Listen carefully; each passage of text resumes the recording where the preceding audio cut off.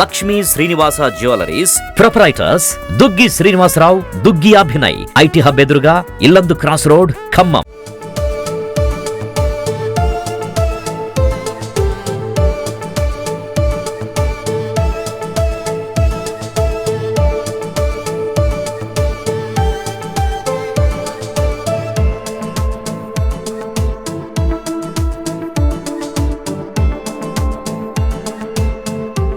Sir, నా పేరు Ravikumar, deputy director Khammam Vijaya dairy. యాక్చువల్గా మాకు ఒక 3 days నుంచి సమాచారం వస్తున్నది. వరంగల్ జిల్లా నుంచి అన్అఫీషియల్ గా పాల ప్యాకెట్లు జీరో దందాతో వచ్చి తక్కువ రేట్కు ఇక్కడ ఖమ్మంలోనే సప్లై చేస్తున్నాడు. మాకు ఇన్ఫర్మేషన్ వస్తే నిన్న మా డిస్ట్రిబ్యూటర్ వాళ్ళు జగదీష్ వాళ్ళు ఉండి నిన్న నైట్ రైడ్ చేసి ఒక ఆటోని సీజ్ చేయడం జరిగింది. ఆ ఆటోలో ఒక 400 నుంచి 500 లీటర్ల వరకు హోల్ మిల్క్ ప్యాకెట్లు, పెరుగు ప్యాకెట్లు, కర్డ్ బకెట్లు ఉన్నాయి. అవి వెరిఫై చేయగా సేమ్ విజయ బ్రాండ్, తెలంగాణ విజయ బ్రాండ్ కి సంబంధించిన పాల పదార్థాలే ఉన్నాయి. అంటే వాటిని మేము సీజ్ చేసి ఎంక్వైరీ చేయగా వరంగల్లో ప్యాక్ చేసి ఇక్కడికి సప్లై చేస్తున్నారని తెలిసింది.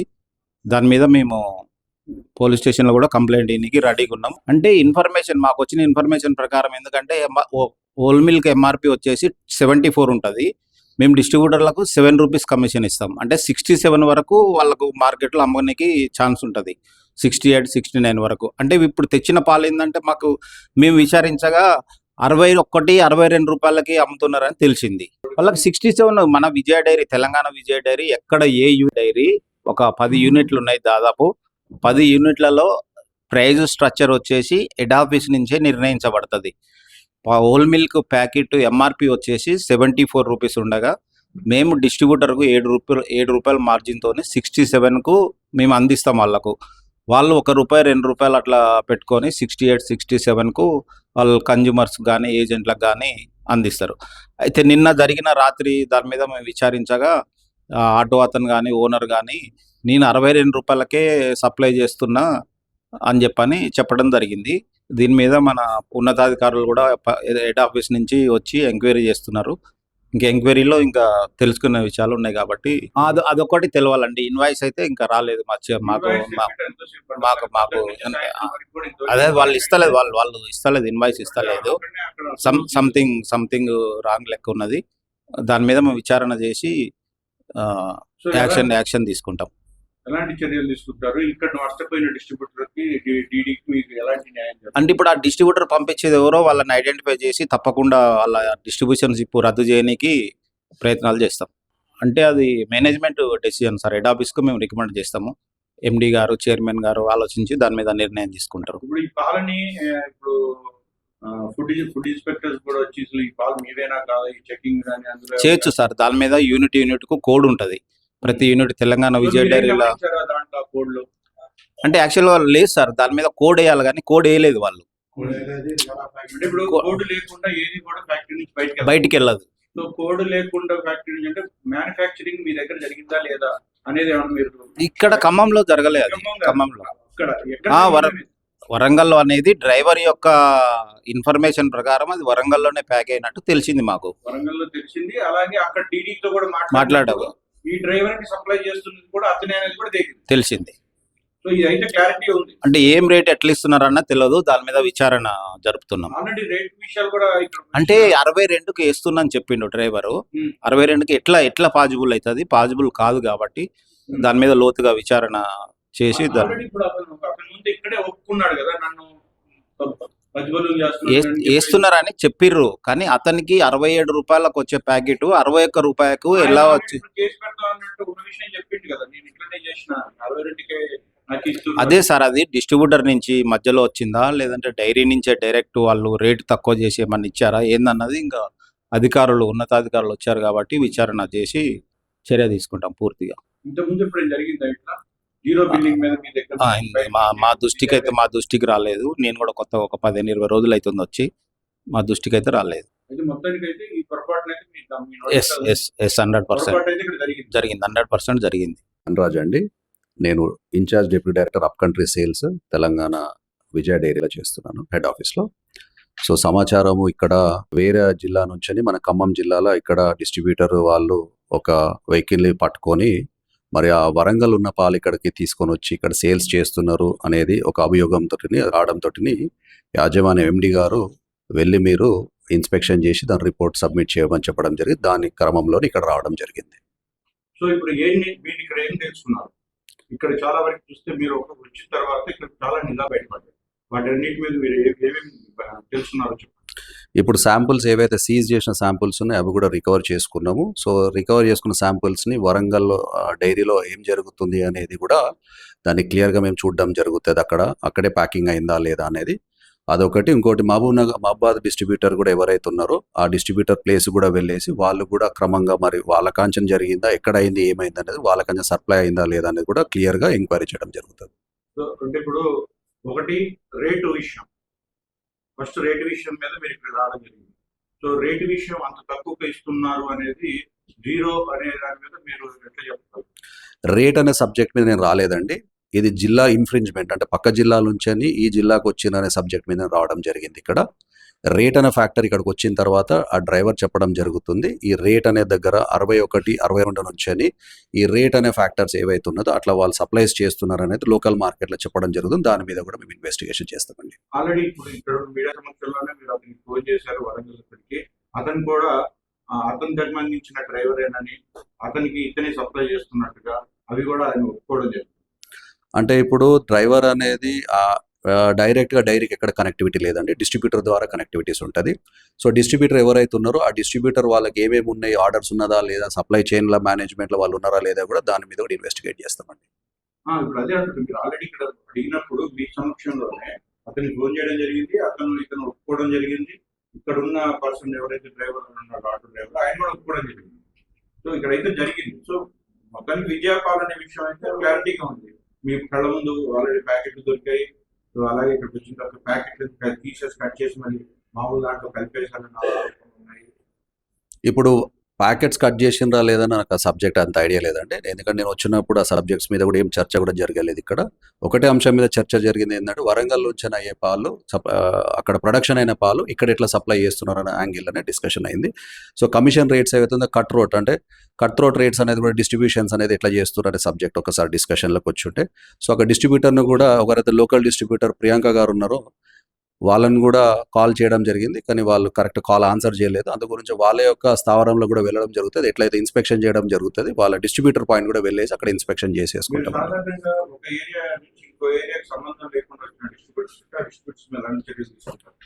అది మేనేజ్మెంట్లలో ఏదైతే నామ్స్ అండ్ కండిషన్స్ ఎట్లయితే ఇన్ఫ్రింజ్మెంట్ పక్క జిల్లాలకు ఎట్లయితే వెళ్ళొద్దు అనేది ఏదైతే వాళ్ళకు ఉంటుందో దాని మీద ఖచ్చితంగా మేనేజ్మెంట్ ఏదైతే చర్య రిపోర్ట్ ఇచ్చిన తర్వాత మేనేజ్మెంట్ ఏ చర్య తీసుకుంటుంది అనేది అది మేము కమ్యూనికేట్ చేస్తామండి. ప్రస్తుతానికి ఫైనల్ గా దీని మీద ఎలాంటి రిపోర్ట్ ఇవ్వబోతున్నారు? మీరు ఎలాంటి రిపోర్ట్ ఇవ్వబోతున్నారు? అంటే ఇప్పుడు ఇక్కడ ఏవైతే జరిగినో నిజాలు ఏవైతే ఉంటే అవన్నీ కూడా రికార్డ్ చేసుకోవడం జరిగింది. సో ఇది కూడా మళ్ళీ ఇక్కడికి వెళ్ళి నేను మహబాద్కి వెళ్తాను, మహబాద్లో ఉన్న డిస్ట్రిబ్యూటర్ ఛానల్ కూడా అక్కడికి వెళ్తాను, అక్కడ వాళ్ళు ఏం చేస్తున్నారు అయితే కూడా అన్ని కూడా సమీక్షిస్తాను. అక్కడికి వెళ్ళిన తర్వాత మళ్ళీ వరంగల్ డైరీకి కూడా వెళ్తాము. వరంగల్ డైరీ నుంచి కూడా ఇన్వాయిసెస్ కూడా అన్ని కూడా గ్యాదర్ చేసుకుంటాము. అక్కడికి వెళ్ళి హెడ్ ఆఫీస్కి వెళ్ళి దాని మీద రిపోర్ట్ ఇవ్వడం జరుగుతుంది. నా పేరు రవి. ఓకే, మహబాద్ నుంచి 2 days నేను మిల్క్ ఫీల్డ్ నాది 11 సంవత్సరాలు చేస్తున్నా.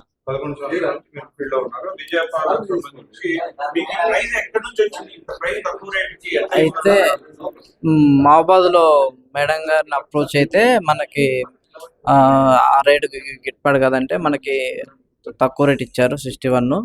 అయితే నేను 62 లెక్క ఖమ్మం లోకల్ ఇచ్చాను. నిన్న కాక మొన్న 62 వచ్చి నీకు ట్రాన్స్పోర్ట్ గిట్టుబాటు కాకుండా ట్రాన్స్పోర్ట్ అంటే ఇన్నింటూ పెంచిన తర్వాత ట్రాన్స్పోర్ట్ గురించి మాట్లాడదామని అన్నారు. మేడం మహబాద్ మేడం గారు ఇస్తామన్నారు. అంటే వరంగల్ సంబంధం ఏంటంటే వరంగల్ నుంచి మహబాద్కి వస్తున్నాయి పాలు. అయితే మహబాద్ నుంచి నేను పాలు నాకు ఇస్తున్నారు అనమాట. అవును. విజయ కంపెనీ నుంచి డీడీకి వచ్చింది, డీడీ నుంచి డిస్ట్రిబ్యూటర్కి వచ్చినాయి, డిస్ట్రిబ్యూటర్ దగ్గర నీ దగ్గరకు వచ్చింది. నాకైతే మహబాద్ చేతులు మారే కొద్దిగా రేటు పెరుగుతుంటాయి కదా. సో మరి ఎట్లా వస్తుంది ఆ ప్రోడక్ట్? 61 రూపాయలకి ఎట్లా వస్తుంది? 61 అంటే ఇప్పుడు నేను 67 రూపాయలే మా బిల్డింగ్ చెప్పారు మీరు నాకు. మీరు అడగలేదు ఎప్పుడు మేడం మరి అయితే 61 రూపాయలకి ఎట్లా వస్తుంది మేడం ఇది? అయితే 67 రూపాయలే బిల్డింగ్ రేట్ అని చెప్పారు. కానీ నేను ఆ బిల్డింగ్ రేట్ మనకి వర్కౌట్ కాదు, ఇన్నింటి రాదు అని చెప్తే ఎందుకు రాదు? ఆ, 67కి బయట మార్కెట్ ఆల్రెడీ అమ్ముతున్నారు కదా. అమ్ముతున్నారు. మీ ఆ రేట్ ఎక్కువ అని ఇన్నింటి రాదంటే నాకు రేట్ తక్కువ రేట్ ఇస్తే నేను ఇన్నింటి చెప్తా అంటే అప్పుడు తక్కువ రేట్ ఇచ్చారనమాట. సాధారణంగా ఇక్కడ మరి దొంగ బిల్డింగ్ అయినట్టే. దొంగ బిల్డింగ్ ఏం లేదండి, విజయ డైరీ నుంచి వచ్చినాయి. విజయ డైరీ వాళ్ళకి ఆల్రెడీ ఇచ్చారు. మరి విజయవాడ ఎట్లా ఇస్తారు? అసలు ఇచ్చేదే విజయవాడ 67 రూపాయలకి డీడీకి ఇస్తున్నారు. 67 అని చెప్పారు.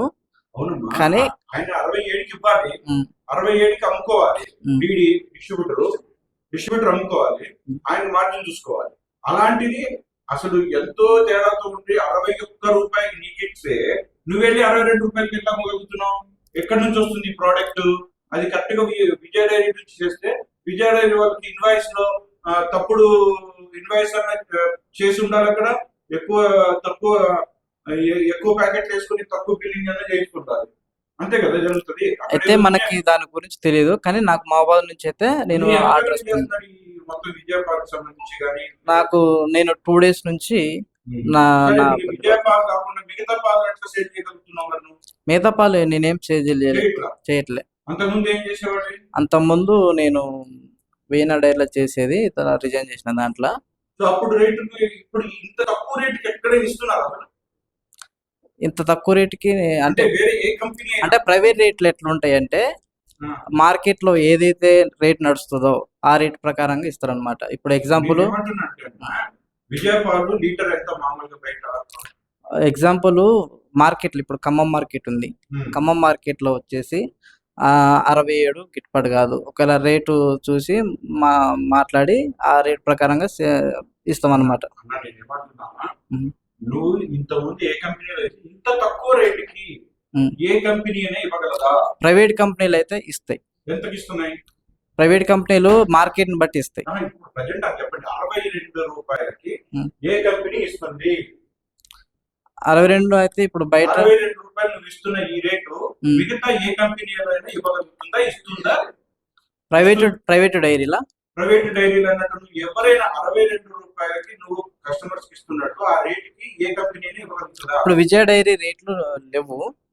అయితే మనకి ఖమ్మం లోకల్ 62 రూపాయలు అయితే సెట్ అవుతుందని నేను మాట్లాడి నాకు ఇచ్చారనమాట. 61 ఇచ్చారమ్మా. విజయ రెండు నువ్వు అక్కడ ఏం జరుగుతుంది, అక్కడ ఎట్లా వచ్చిందో నీకు సంబంధం లేదు. నీకు విజయ పేరు మీద 62 రూపాయలకి 61 రూపాయలకి నీకు వస్తే ₹1 ఎక్కువ పెట్టుకుంటావు, తక్కువ పెట్టుకుంటున్నావు, నువ్వు అమ్ముకుంటున్నావు. అసలు ఈ కంపెనీ 62 రూపాయలు ఇన్వాయిస్లు ఉండేయా? ఎక్కడ మీకు ఇన్వాయిస్ సంబంధం లేదు. నేను ప్రోడక్ట్ రావడమే ఇంపార్టెంట్. ఇన్వాయిస్ ఉంటాయి కదా మనకి. ఇన్వాయిస్లు ఉంటాయి. ఇప్పుడు ప్రైవేట్ డైరీలో అయితే ఇన్వాయిస్ ఉంటున్నాయి.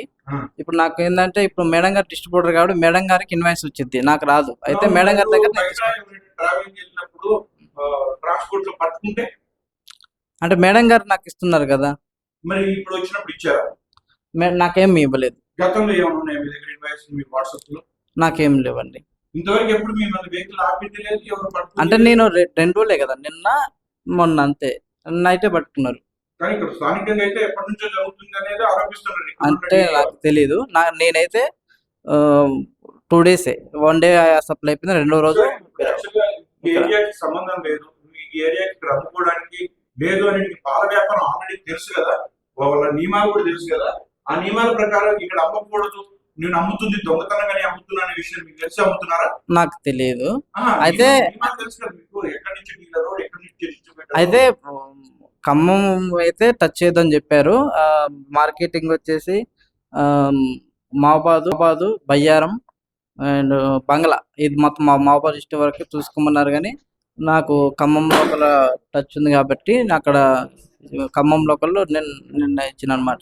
సో ఇక్కడైతే చాలా అనుమానాలకు తావు చేస్తుంది. అంటే విద్యలో ఎలాంటి అవకతవకలు జరుగుతున్నాయి లోపల, లేకపోతే ఆ పాల రేటు ఇంత తక్కువగా డీడీకి ఎట్లిస్తున్నారు, డీడీ దగ్గర నుంచి డిస్ట్రిబ్యూటర్కి ఎట్లిస్తున్నారు, డిస్ట్రిబ్యూటర్ దగ్గర నుంచి సేల్ చేసుకునే నీలాంటి వాళ్ళకి ఎట్లిస్తున్నారు, వాటి ట్రాన్స్పోర్ట్ ఎట్లా వర్కౌట్ అవుతుంది అంటే ఆల్మోస్ట్ జీరో బిల్డింగ్ లేకపోతే మాత్రం చెప్పే అవకాశం ఖచ్చితంగా కనిపిస్తుంది.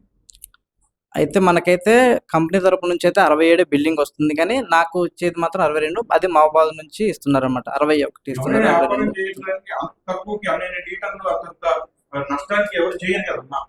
ప్రాంతం మారినా ఇంకోటి చేసుకుని ఎవరు చేయరు కదా. అయితే బయట ఏ పేపర్ ప్యాకెట్ నాకు తెలిసి ఆ రేట్ లో ఇప్పట్లా అయితే బయట డైరీలు వచ్చేసి మార్కెట్లో ఏ రేట్ అవుతుందో ఆ రేట్ల ప్రకారం ఇస్తారని నేను అడిగాను అనమాట. అట్లా ఇచ్చారు. ప్రైవేట్ డైరీలు ఏంటంటే మార్కెట్లో ఏదైతే రేట్ ఉందో ఆ రేట్ల ప్రకారం ఇస్తున్నారు. ఏంటి అదేం జరిగింది, ఏమైతుంది? నా పేరు జగదీష్ అండి. ఓకే. ఖమ్మం జిల్లా డిస్ట్రిబ్యూటర్ దొబ్బల నరేష్ గారు మా బావ గారు. ఉమ్, డిస్ట్రిబ్యూటర్ ఆయన పేరు మీద ఉందండి. ఉమ్, నేను లోకల్ అంతా నేను చూసుకుంటా ఉంటాను. ఓకే. గత 10-15 రోజుల నుంచి ఇక్కడ విజయ పేరు మీద వరంగల్ నుంచి దొంగ పాలు వస్తున్నాయని కంప్లైంట్లు మాకు అందుతున్నాయి, తక్కువ రేటు ఇస్తున్నారండి. ఖచ్చితంగా దొంగ పాలను మీరు నిర్ధారిస్తున్నారా? చెబుతాను, దానికి కారణం కూడా చెబుతాను. ఓకే. అది మాకు ఇన్ఫర్మేషన్ ఉండబట్టి మేము దాన్ని ఎంక్వైరీ చేసుకుని తిరుగుతున్నాం సార్. నిన్న ఈవినింగ్ నేను మధ్యాహ్నం పూట ఈవినింగ్ 3 ఆ టైంలో ఇక్కడ ఉన్న డైరీ మేనేజర్ గారికి, డైరీ డీడీ గారికి నేను ఇన్ఫార్మ్ చేశాను. ఉమ్, సరే ఇట్లా వస్తానని ప్యాకెట్ దొరికింది, నా ప్యాకెట్ పట్టుకొచ్చాను. ఆ ప్యాకెట్ మీ ఫోటోలు పెట్టాను. దీని ఎంక్వైరీ దీన్ని చూడండి సార్ అంటే మేనేజర్ గారు కానీ డీడీ గారు కానీ దీన్ని బండి దొరికితే చూద్దాం, అప్పుడు ఆలోచిద్దాం అని పట్టించి వదిలేశారు సార్. ఉమ్, నిన్న నైట్ నేను కాపలా కాసుకుని నైట్ 2:30 నేను బండి పట్టుకున్నాను సార్. ఉమ్, బండి పట్టుకున్న తర్వాత ఇక్కడ డీడీ గారికి కానీ లోకల్ అన్న ఇన్ఫర్మేషన్ చేశాను. 3:30 టైంలో వచ్చారండి. వచ్చిన తర్వాత హ్యాండ్ ఓవర్ చేశాము. దాన్ని పరిశీలిస్తే జరిగింది ఏంటంటే ఆ ప్యాకెట్ ఎక్కడ తయారైందని కానీ దాని మీద ఇది కానీ అసలు ఎక్కడ లోగో లేదండి. First point.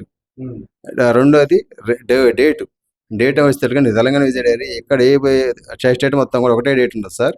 ఈ రోజు పాలకు ఈ రోజు డేటే ఉంటుంది. ఉమ్, యాక్చువల్గా 14వ తారీఖు సాయంత్రం ప్యాకింగ్ అవుతాయి సార్. 16 డేట్ ఇస్తారు. 14 సాయంత్రం పాలు ప్యాకింగ్ అవుతాయి. 14 నైట్ మేము డిస్ట్రిబ్యూషన్ చేస్తాము. 16 డేట్ ఉంటుంది. అంటే ఇక్కడ ప్రింటింగ్ లో కూడా తేడా గమనించారు. గమనించాను సార్. అంటే ఈ దొంగ ప్రింటింగ్ అవునండి. వ్యవహారం అనేది కనిపించింది. అవునండి. అంటే కానీ వాళ్ళు ఏమైందంటే సార్ 2 days డేట్ వచ్చింది సార్. విద్య యాజమాన్యం కూడా వీళ్ళకి సహకరిస్తుందనే అనుమానాలు ఇక్కడ వ్యక్తం అవుతున్నాయిగా. అవును సార్. ఉమ్, ఆ ప్యాకెట్ 2వ డేట్ ఉంది సార్. ఉమ్, ఒకటి. రెండోది రేట్ కార్డు సార్. ఉమ్, రేట్ వచ్చేసరికి ఎంఆర్పి సేమ్ ఉంది సార్. ఉమ్, కానీ పట్టుకున్న ఆటో అతను మేము అడిగితే ఉమ్, షాపులో షాపులో ఎంత కేసామో అడిగామండి. షాప్ అతను 62కి ఇచ్చాడని చెప్పాడు సార్. ఉమ్, చెప్పిన తర్వాత ఇతను వ్యాన్ అతను అడిగాం, ఉమ్, మీకు ఎందుకు ఇచ్చావని అడిగితే నేను 62కి ఇచ్చాను ఇస్తారని చెప్పాడు. మరి నీకు ఎందుకు వచ్చిందని అడిగాను సార్. నాకు 61 రూపాయకి వచ్చిందన్నాడు. మీకు ఎవరు ఇచ్చారని అడిగాను సార్. ఉమ్, మా డిస్ట్రిబ్యూటర్ ఇచ్చారన్నాడు. ఏ డిస్ట్రిబ్యూటర్ అడిగితే మాకు ఇచ్చే డిస్ట్రిబ్యూటర్ అన్నాడు. ఉమ్, ఆ డిస్ట్రిబ్యూటర్ ఫోన్ చేయమంటే చేశారు సార్.